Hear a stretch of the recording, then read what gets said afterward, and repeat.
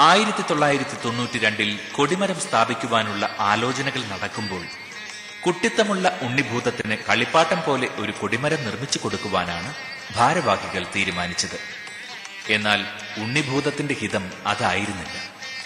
തനിക്ക് കളിപ്പാട്ടമൊന്നും വേണ്ടെന്നും കൊടിമരം തന്നെ വേണമെന്നും കൊടിമരത്തിന്റെ കണക്കുകൾ തയ്യാറാക്കിയ പ്രമുഖ സ്ഥപതി വേഴപ്പറമ്പ് നമ്പൂതിരിയോട് ഉണ്ണിഭൂതം സ്വപ്നത്തിൽ ആവശ്യപ്പെട്ടുവത്രേ.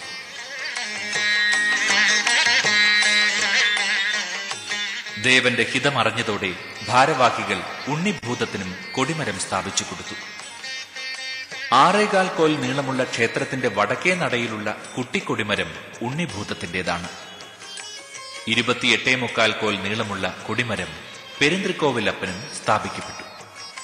കേരളത്തിലെ ഏറ്റവും വലുതും ചെറുതുമായ കൊടിമരങ്ങൾ ഇവയാണെന്നാണ് നിഗമനം.